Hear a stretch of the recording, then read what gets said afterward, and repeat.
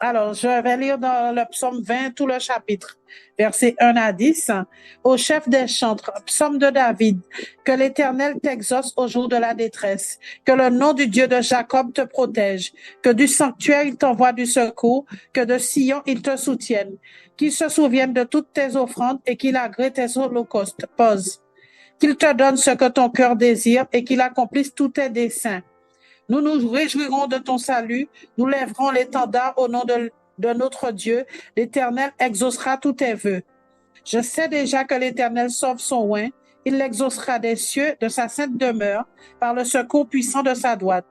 Ceux-ci s'appuient sur leurs chars, ceux-là sur leurs chevaux. Nous, nous invoquons le nom de l'Éternel, notre Dieu. Eux, ils plient et ils tombent. Nous, nous tenons ferme et restons debout. L'Éternel sauve le roi, qu'il nous exauce quand nous l'invoquons. Voilà, donc le Seigneur entend nos cris quand nous sommes dans la détresse. Donc, de son sanctuaire, il nous envoie du secours puisqu'il est le Dieu souverain. Et c'est vrai qu'on n'achète pas la bénédiction de Dieu, mais il nous dit qu'il se souvient quand même de nos offrandes et qu'il agrée nos holocaustes. Donc, voilà, il tient compte quand même un peu de ça. Et on voit la différence entre les gens qui comment dirais-je, qui se tournent vers leur propre force, vers les choses du monde, et la différence entre ceux qui s'attendent vraiment au Dieu souverain.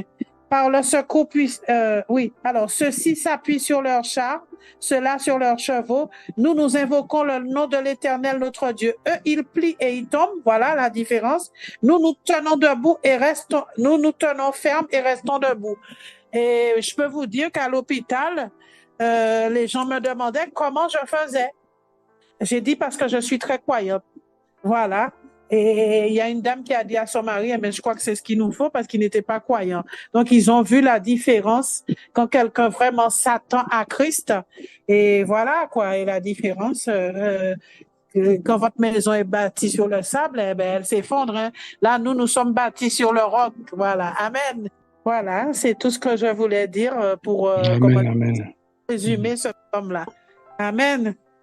Amen. Amen. Oui, Shalom, moi je vais partager. Je vais partager donc dans Psaume 145. Donc je vais lire le 1 jusque 10. Hein. Donc, mon Dieu, mon roi, je t'exalterai et je bénirai ton nom à tout jamais. Tous les jours, je te bénirai et je te louerai et je louerai ton nom à tout jamais.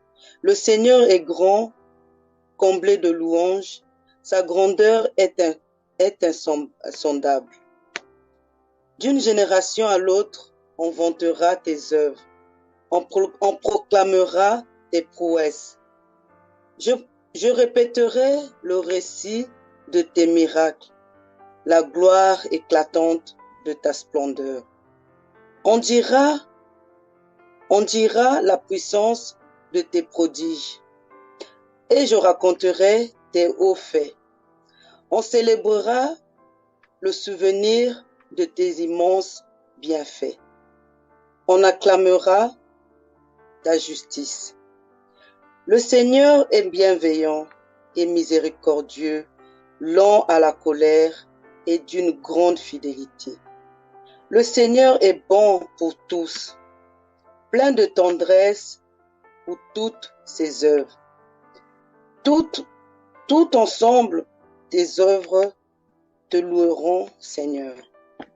Moi, c'était pour dire que nous pouvons toujours acclamer le Seigneur, nous pouvons toujours dire qu'il est fidèle, parler de lui, parler vraiment très haut, parler donc de ses œuvres, de ce qu'il nous fait, de sa bonté, de sa générosité, parce que le Seigneur, il est vraiment merveilleux. Il est merveilleux en tout temps, il est merveilleux toujours, il est toujours là, il veille sur nous, qu'on manque de rien, il est toujours là, il est toujours présent. Il est miséricordieux, il est vraiment merveilleux, notre Seigneur. Voilà, c'est ce que je voulais dire. Je laisse la parole à une autre personne. Amen. Bon, moi, mon exhortation va se baser sur Nous sommes en 18, versets 21 et 20. La mort et la vie sont au pouvoir de la langue. Quiconque l'aime en mangera les fruits. Verset 20. C'est du fruit de sa bouche que l'homme rassasie son corps. C'est du produit de ses lèvres qu'il se rassasie. Amen. Donc, je nous encourage vraiment à proclamer sur nos vies des paroles positives.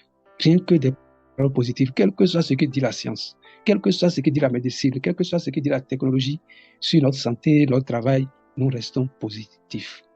Donc, je veux vraiment encourager ma soeur Chantal de se tenir à sa dernière parole d'exhortation. Quel que soit ce que les médecins disent, j'annule tout propos sorti de ta bouche, sorti de la bouche des autres qui dit je risque d'avoir des problèmes. Non, tu n'auras aucun problème parce que tu as le Dieu de bien.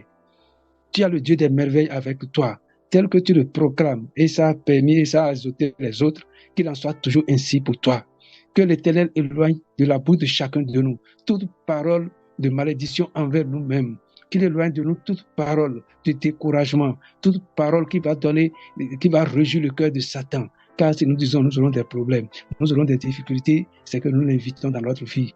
Je proclame que ce soir, toutes ces paroles que chacun de nous a proclamées sur sa vie est de nul effet ce soir, au nom de Jésus. Et que la parole de Dieu qui règne en nous, que la parole de Dieu que chacun de nous a proclamée ce soir prenne les dessus pour la gloire de Dieu, au nom de Jésus.